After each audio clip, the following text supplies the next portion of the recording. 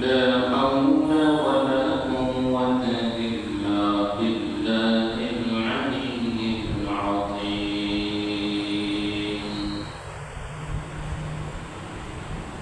الحمد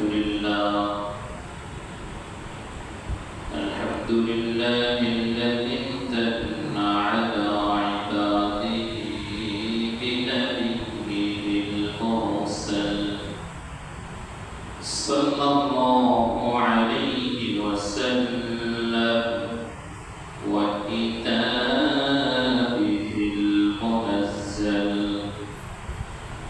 ونشهد أن لا إله إلا الله وحده لا شريك له، أرسله بالحق بشيرا ونذيرا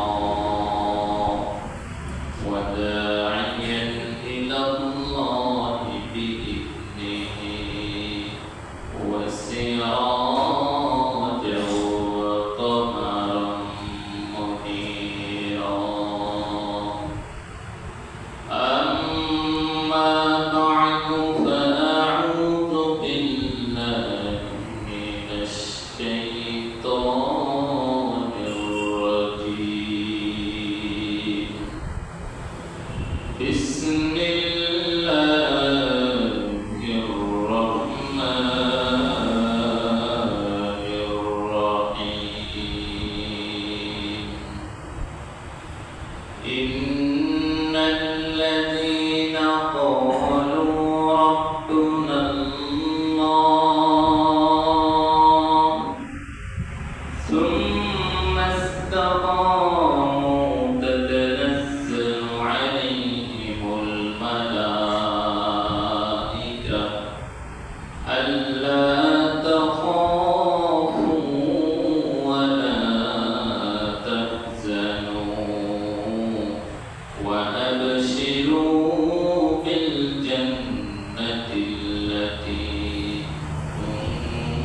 كنتم توعدون. وقال رسول الله صلى الله عليه وسلم: من قال لا إله إلا الله دخل الجنة. وقال شاعر: जिंदगी में बंदगी तो करना है,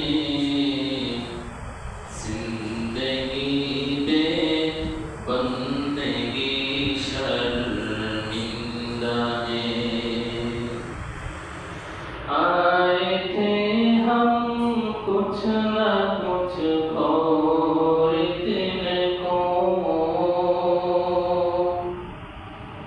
जैसे हो रोशन मेरे कल्ब और हो, वरना कोई चारा तो जहां ये नहीं।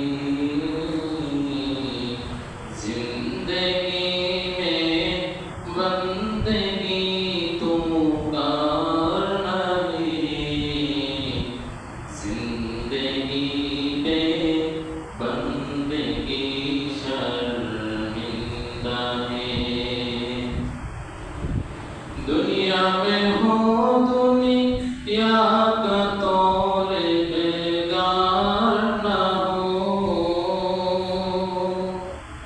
बाजार से गुजरे हो खरीदार न हो। ये दुनिया एक मिसले कागज़ फूल है, जिंदगी में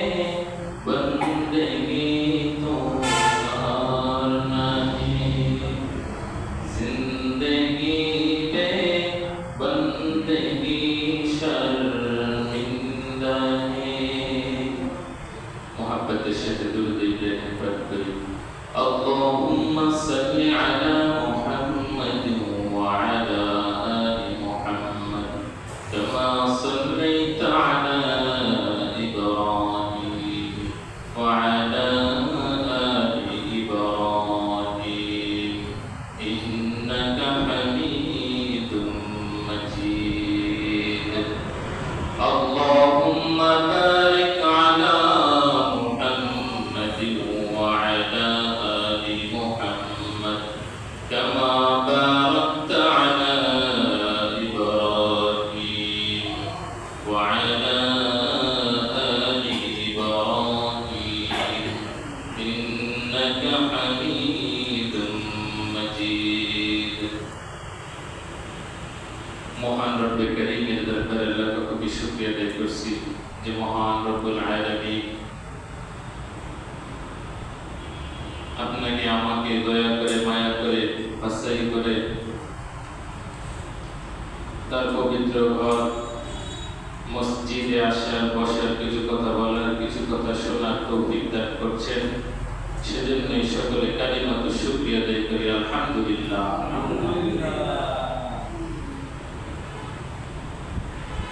আমি শুরুতে কালামুল্লাহ শরীফের ছোট্ট একটা আয়াত এবং রাসূল করিম সাল্লাল্লাহু আলাইহি ওয়াসাল্লামের অসংখ্য অগণিত হাদিস থেকে ছোট্ট একটা হাদিস তেলাওয়াত করেছি। এই আয়াত এবং হাদিসের ভিতরে আমাদেরকে আমাদের ঈমান সম্পর্কে বলা হয়েছে। দেখেন, আমরা ঈমান বলতে, মুসলমান বলতে আমরা বুঝি যে কালিমা তৈয়বা পড়লে মুসলমান হয়ে যায়। আসলে কিন্তু বিষয়টা এরকম নয়। আমরা যেরকম কালিমা তৈয়বা পড়ি লা ইলাহা ইল্লাল্লাহু মুহাম্মাদুর রাসূলুল্লাহ, আমরা ঈমান এনেছি কালিমার উপরে, কিন্তু ঈমান অনুযায়ী আমাদের জিন্দেগিটাও সাজাই না। অনুরূপভাবে যে ঈমান এটা আমরা মুখে বিশ্বাস করি, মানে মুখে উচ্চারণ করি, কিন্তু অন্তর দ্বারা বিশ্বাস করি না। সূরা ফুসিলাতের 30 নম্বর আয়াতের ভিতরে আল্লাহ রাব্বুল আলামিন বলেন, ইন্নাল্লাযীনা ক্বালু রাব্বুনাল্লাহ, ইন্নাল্লাযীনা ক্বালু রাব্বুনাল্লাহ সুম্মা ইসতাকামু তাতানাজ্জালু আলাইহিমুল মালাইকা আল্লা তাখাফু ওয়া লা তাহজানু ওয়া আবশিরু বিল জান্নাতিল্লাতী কুনতুম তুআদুন। কালামুল্লাহ শরীফের সূরা ফুসিলাতের 30 নম্বর আয়াতের ভিতরে বলেন যে নিশ্চয়ই যারা বলে আমাদের রব আল্লাহ, অতঃপর তারা এই কথার উপর অটল থাকে। অর্থাৎ যারা বিশ্বাস করে এবং বলে যে আমাদের রব একমাত্র আল্লাহ এবং এই কথার উপর তারা অটল থাকে, এর থেকে তাদের কথা নড়ে না। অর্থাৎ তাদের রব যে একমাত্র আল্লাহ, এই কথার উপর দৃঢ় পরিকল্পনা থাকে। ثم استقاموا تتنزل عليهم الملائكة, ওই ব্যক্তির যখন মৃত্যুর সময় ঘনিয়ে আসে, যারা সারা জীবন বলে আমার রব আল্লাহ এবং ওই কথার উপর তারা ইস্তেকামত থাকে, যখন ওই ব্যক্তির মৃত্যুর সময় ঘনিয়ে আসে, আল্লাহ রাব্বুল আলামিন বলেন তাতানাজ্জালু আলাইহিমুল মালাইকা, আমি ওই বান্দার কাছে ফেরেশতাদের ঢাল পাঠিয়ে দেই। তারা ওই ফেরেশতা আসে এবং সুসংবাদ দেয় আল্লা তাখাফু ওয়া লা তাহজানু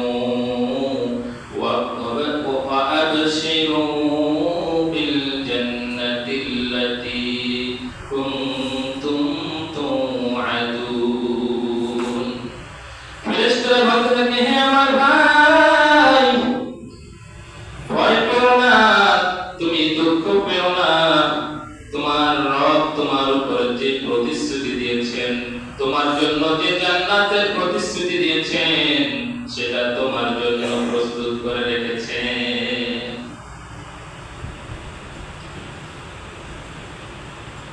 এই দেখেন, এই যে আয়াতটা, এই আয়াতের ভিতরে কয়েকটা শিক্ষা আছে। এক নাম্বার হচ্ছে আমাদের ঈমান এনেছি আমরা। এই ঈমান যেহেতু এনেছি, তাই ঈমান ইস্তিকামতের সাথে থাকতে হইবে। আমাদের ঈমান আমরা এনেছি এবং ওদের উপর আমাদের অটল থাকতে হবে। এটা হচ্ছে এক নম্বর শিক্ষা। দুই নম্বর হচ্ছে ফেরেশতাদের আগমন। যারা ঈমান এবং ইস্তিকামতের উপরে থাকে তাদের জন্য আল্লাহ রাব্বুল আলামিন ফেরেশতা পাঠান, এবং ফেরেশতারা শুধু আগমনই করেন না, তারা সুসংবাদ দেয়। আবার তারা সুসংবাদ দেয় তিনটা বস্তু। দেখেন, এক নাম্বার যে ঈমান আমরা আনবো এবং ওইটার উপরে ইস্তিকামত থাকবো। দেখেন, আমাদের ঈমান হচ্ছে, কথা বলতে গেলে বেশি হয়ে যাবে, যে আমরা আজকাল 500-1000 টাকার নোটের কাছে আমাদের ঈমানটাকে বিক্রি করে দিই, 2-1টা কার্ডের কাছে আমাদের ঈমানকে আমরা বিক্রি করে দিই, তাই না? কিন্তু পূর্ববর্তী জামানায় আকাবিরদের বিরুদ্ধে দেখেন, ছোট্ট একটা ঘটনা। রাসূল করিম সাল্লাল্লাহু আলাইহি ওয়াসাল্লাম যখন মিরাজে যাচ্ছিলেন, তো মসজিদুল হারাম থেকে যখন বোরাকে আরোহণ করেন, তো মসজিদুল হারাম থেকে বোরাকে আরোহণের পরে বাইতুল মাকদিস পর্যন্ত যখন যায়, এর প্রতিমধ্যে একটা জায়গায় রাসূল করিম সাল্লাল্লাহু আলাইহি ওয়াসাল্লাম খুব সুন্দর একটা গান গাইতেছিলেন। এত সুন্দর গান হাদিসের ভিতরে রেখে, যেটা মেশকে আম্বরের গান। রাসূল করিম সাল্লাল্লাহু আলাইহি ওয়াসাল্লাম জিবরাইলকে বলে, ও জিবরাইল, এত সুন্দর গান আমি তো লাগাই নাই, তুমিও লাগাও নাই, কিন্তু এত সুন্দর গান কোথা থেকে আসতেছে? জিবরাইল ডাকতে বলে, ইয়া রাসূলুল্লাহ, ইয়া হাবিবাল্লাহ, এখানে মা সীতা বিনতে ফিরাউন এবং তার সন্তানদের কবর দিয়ে রাখা হয়েছে। ওই মা সীতা বিনতে ফিরাউন এবং তার সন্তানদের কবর থেকে যে গানটা আসতেছে, এটা হচ্ছে সেই গান। রাসূল করিম সাল্লাল্লাহু আলাইহি ওয়াসাল্লাম জিজ্ঞাসা করেন, মা সীতা বিনতে ফিরাউন এবং তার সন্তানদের ঘটনা কি আমাকে খুলে বলো। জিবরাইল আলাইহিস সালাম বলেন, ইয়া রাসূলুল্লাহ, ইয়া হাবিবাল্লাহ, মা সীতা বিনতে ফিরাউন ছিলেন মুসা আলাইহিস সালাম এর জামানায়। তিনি ফিরাউনের দরবারে খাদেমা ছিলেন। তিনি তার ফিরাউনের মেয়ের চুল বাঁধতেন, চুল বাঁধাই করতেন, চুল বেঁধে দিতেন, চুল আশ্রাইয়ে দিতেন। তিনি গোপনে গোপনে মুসা আলাইহিস সালামের উপর ঈমান এনেছিলেন। তিনি বলেছেন, লা ইলাহা ইল্লাল্লাহ মুসা কালিমুল্লাহ। কিন্তু একদিনের ঘটনা, মা সীতা হঠাৎ একদিন ফিরাউনের মেয়ের চুল আশ্রাইতেছিল, বেনি করতেছিল। এমন সময় হাত থেকে চিরুনিটা পড়ে যায়। তিনি যখন ওই চিরুনিটা উঠানোর সময় বলেন, ইসমি রাব্বি। কি বলতেছেন? আমরা তো কোনো কাজ শুরু করার পূর্বে বিসমিল্লাহির রহমানির রহিম পড়ি না? তো ওই মা সীতা বিনতে ফিরাউন তিনিও আমাদের রবের নামে চিরুনিটা উঠাইছেন, যে বিসমি রাব্বি। তো ওই যে ফিরাউনের মেয়ে, তিনি খুব খুশি হয়ে গেছে যে, মা সীতা, তুমি আমার বাবার নামে চিরুনি উঠাইছো, ভালো কথা, খুব সুন্দর কথা। কিন্তু মা সীতা, তিনি তার ঈমানের বহিঃপ্রকাশের কারণে তিনি বলে দিয়েছেন, না না, আমি তোমার বাবার নামে চিরুনি উঠাই নাই, আমি চিরুনি উঠাইছি আমার যে সৃষ্টিকর্তা, শুধু তাই নয়, तमाम মাখলুকের যে সৃষ্টিকর্তা, তার নামে আমি চিরুনি উঠাইছি। তো ফিরাউনের মেয়ে বলতেছে যে, মা সীতা, কি বলতেছো? ভেবেচিন্তে বলো, কিন্তু বলছে ওখান থেকে প্রত্যাখ্যান করো, না হলে তোমার নামে মামলা চলে যাবে। মামলাটা কি জিনিস যারা মামলায় না পড়ছে তারা বুঝবে না। তারপর মাসিদার ওই একই কথা, যাই হয়ে যাক না কেন, আমি যেহেতু বলেই ফেলেছি যে আমার রবের নামে আমি চিরুনি উঠাইছি, এটা থেকে সে প্রত্যাখ্যান করবেই না। দেখেন কি ঈমান, এটা তো স্বাভাবিক। সামনে দেখেন পরবর্তীতে ফিরাউনের দরবারে মাসিদার নামে মামলা হয়ে গেল। মামলা হয়ে যাওয়ার পরে ফিরাউনের সৈন্যবাহিনী মাসিদার স্বামীকে এবং তার সন্তানদেরকে নিয়ে আসে এবং সঙ্গে সঙ্গে স্বামীকে হত্যা করে ফেলে। স্বামীকে হত্যার পরেও মাসিদা ওই কালিমা থেকে ফিরে আসে না। তারপরে ভয় দেখায়, মাসিদা তুমি এটা বলো যে লা ইলাহা ইল্লাল্লাহ মুসা কালিমুল্লাহ, এটা আমি মানি না। তুমি যদি এটা বলো তাহলে আমি তোমার যে বেতন ভাতা আছে আমি তোমার এটাকে ডাবল করে দিব। ফিরাউন বলতেছে যে আমি যে তোমার যে বেতন ভাতা আছে এটা আমি ডাবল করে দেব এবং তোমার সন্তানদেরকে মাফ করে দেব। সন্তানদের এখনো হত্যা করে নাই। মাসিদার এই কথা ফিরাউন শুনে, আপনি যদি আমার পরিচয় টুকরা সন্তানদেরকেও হত্যা করে ফেলেন, এমনকি আমাকেও হত্যা করে ফেলেন, তারপরও আমার জবান থেকে ওই একটাই কথা উচ্চারণ হবে, লা ইলাহা ইল্লাল্লাহ মুসা কালিমুল্লাহ। তারপরে ফিরাউন একটা চুলা জ্বালাইলো। চুলা জ্বালানোর পরে ডেক দিল, ওর ভিতরে তেল দিল। তেল যখন উত্তপ্ত গরম হইতে লাগলো, এমন সময় একটা একটা সন্তান করে ওই চুলার ভিতরে ফেলাইতে লাগলো। তারপরে মাসিদার ওই একই কথা, ঈমান যেহেতু এনেছি, আমার ঈমানটা থাকতে হবে ইস্তেকামাতের সাথে, আমার ঈমান থেকে আমি ফিরবো না। একে একে সব সন্তানদেরকে যখন চুলার ভিতরে ফেলানো হইল, সবগুলো সন্তান পুড়ে হাড্ডি হয়ে বেরোইল।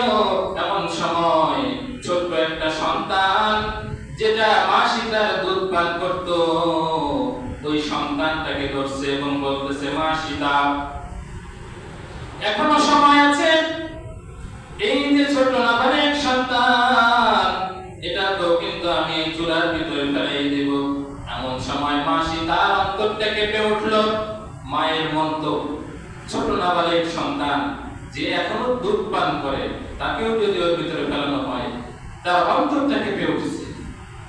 এমন সময় তিনি বলতে লাগলেন, ও মালিক, ও আমার পরওয়ারদিগার, আপনি আমাকে বুঝ দেন, আপনি আমাকে শক্তি দেন, আপনি আমাকে সাহায্য করুন।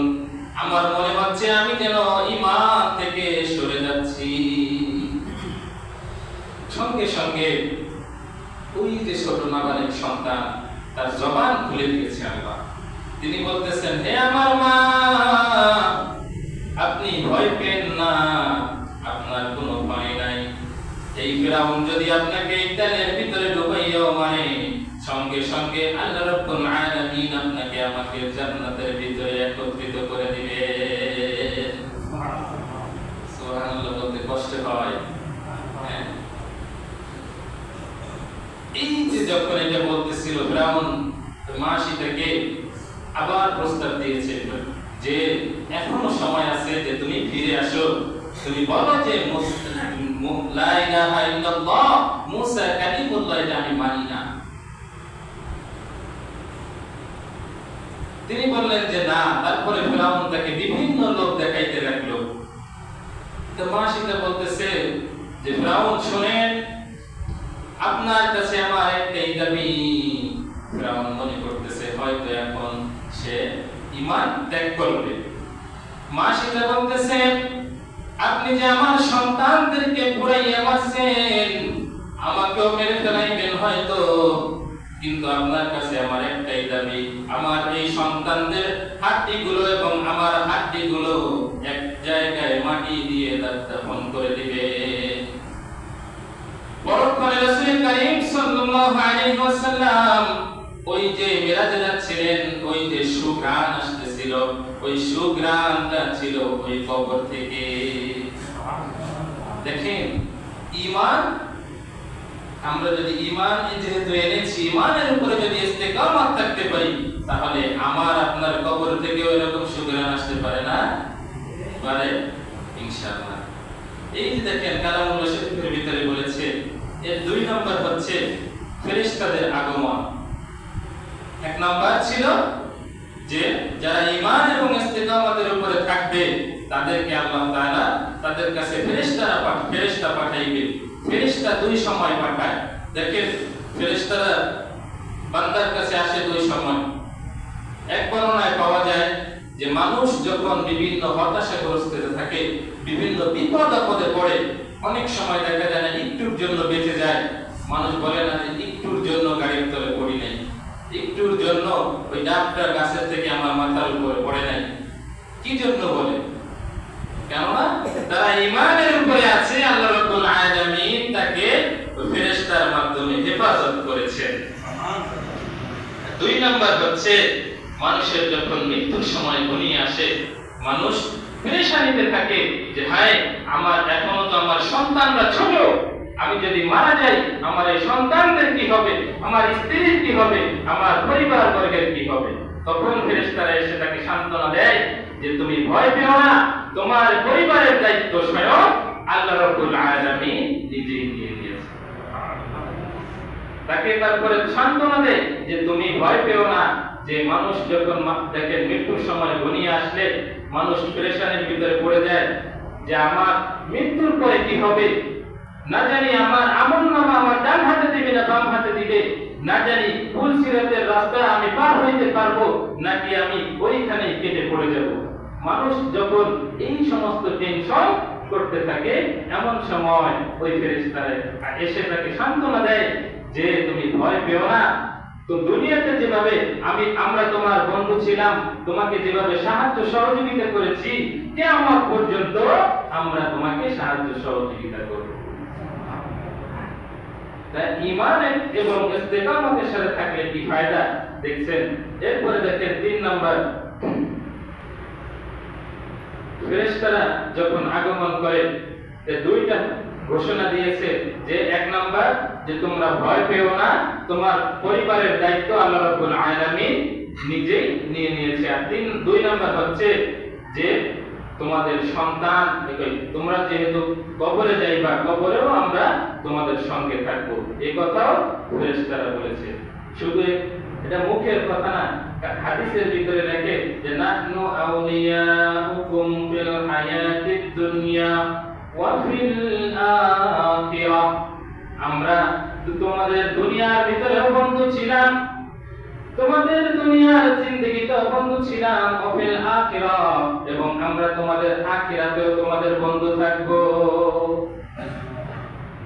আর 3 নম্বর সুসংবাদ হচ্ছে ওয়া আবশিরু বিল জান্নাতিল্লাতী কুনতুম তুআদুন, যারা ঈমান আনে এবং ইস্তেকামতের উপরে থাকে, ফেরেশতারা এসে তাদেরকে জান্নাতে সুসংবাদ দিবে। যে মুমিন যখন ফেরেশতারা আসে এবং বলে যে তোমরা ভয় পেও না, আল্লাহ রাব্বুল আলামিন তোমাদের জন্য যে জান্নাতের ওয়াদা করেছেন সেই জান্নাত তোমাদের জন্য প্রস্তুত আছে। এখন দেখেন আমরা মুখে মুখে কালিমা উচ্চারণ করি, ঈমান এনেছি ঠিক আছে, ঈমান বিশ্বাসও করি, কিন্তু অন্তর আমাদের ঠিক নাই। ছোট্ট একটা ঘটনা দ্বারা বুঝবেন। আশরাফ আলী থানভী রাহমাতুল্লাহ আলাইহি একটা ঘটনা লেখেন। এক ব্যক্তি একটা টিয়া পালতো, টিয়া পালে না অনেকে, তো ওই ব্যক্তি ছিল সব সময় আল্লাহর জিকির করত, সব সময় ওই ব্যক্তি আল্লাহর জিকির করত। তো ওই টিয়া পাখিটাও তা ওই ব্যক্তির মতো আল্লাহর জিকির করে। থানভী রাহমাতুল্লাহ আলাইহি বলে যে मियां मिट्ठू हमेशा के लिए जिक्र हक थे, जब उसको बिल्ली ने दबा दिया तो कुछ ना बोला सिर्फ टे टे टे।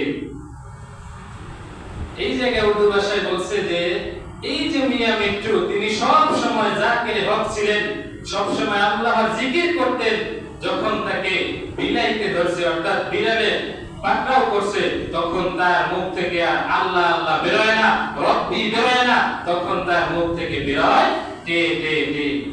উর্দু ভাষায় টিয়ার যে ডাকটা তাকে টে টে বলা হয়েছে। তা দেখেন আমাদের ঈমানের হালত হচ্ছে এরকম, আমরা যদি ফেরেশতারা যখন এই জিবরাইল আলাইহিস সালাম যখন আমাদেরকে পাকড়াও করবেন বা বিভিন্ন, ওই যে শুরুতে বলেছিলাম মাত্র 500 টাকা 1000 টাকা 2 লাখ টাকার কাছে আমাদের ঈমান বিক্রি করে দেই। তা আমাদের ঈমান যদি ইস্তেকামতের উপরে না থাকে, তাহলে আমরাও এই বিড়ালের মতো যখন আমাদের মৃত্যু ঘনিয়ে আসবে, তখন আমাদের জবান থেকে কালিমা উচ্চারিত হবে না, তখন আমাদের জবান থেকে জবান একেবারে লাদ্রি লাদ্রি বলতে থাকবে। তো যাই হোক, সময় শেষ। ওই যে শুরুতে কালিমা সূরা ফুসসিলাতের 30 নম্বর আয়াত বলেছিলাম যে ইন্নাল্লাযীনা ক্বালু রাব্বুনাল্লাহ সুম্মা ইসতাকামু তাতানাজ্জালু আলাইহিমুল মালাঈকা আল্লা তাখাফু ওয়া লা তাহজানু ওয়া আবশিরু বিল জান্নাতিল্লাতী কুনতুম তুআদুন।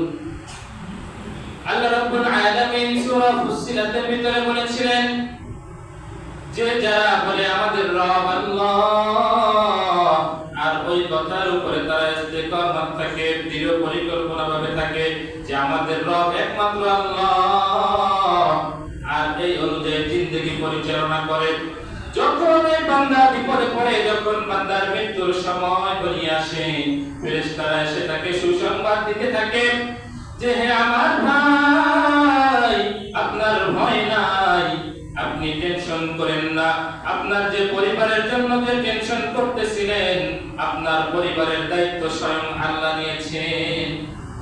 আবার বলতে থাকে হে আমার ভাই, আপনি ভয় পেন না, হতাশাগ্রস্ত হবেন না, যে মৃত্যুর পর আপনার কি অবস্থা হবে। মৃত্যুর পর আপনার অবস্থা হবে যে আল্লাহ রাব্বুল আলামিন আপনাকে যে ওয়াদা করেছেন, আপনাকে সেই জান্নাতের সুসংবাদ দিতে আমরা এসেছি। তা ঈমান আনলে এবং ইস্তেকামতের উপরে থাকলে এই সুসংবাদগুলো ফেরেশতারা দুনিয়াতে থাকা অবস্থায় দিবেন। তা আমাদের ঈমান আরো দৃঢ় পরিকল্পনা করতে হবে না, আমাদের ঈমান আরো মজবুত করতে হবে না। দেখেন সময় অনেক কম, অনেক এই বিষয়ে বয়ান করতে গেলে, কথা বলতে গেলে অনেক বলা যায়, কিন্তু সময় শেষ হয়ে গেছে। পরবর্তীতে ইনশাআল্লাহ ঈমান এবং ইস্তেকামতের বিষয়ে কথা হবে। যাই হোক, এলোমেলোভাবে যে কথাগুলো বললাম, আল্লাহ রাব্বুল আলামিন সর্বপ্রথম আমাকে আমল করার তৌফিক দান করুন এবং আপনাদেরকে আমল করার তৌফিক দান করুন। ওয়া আখির দাওয়ানা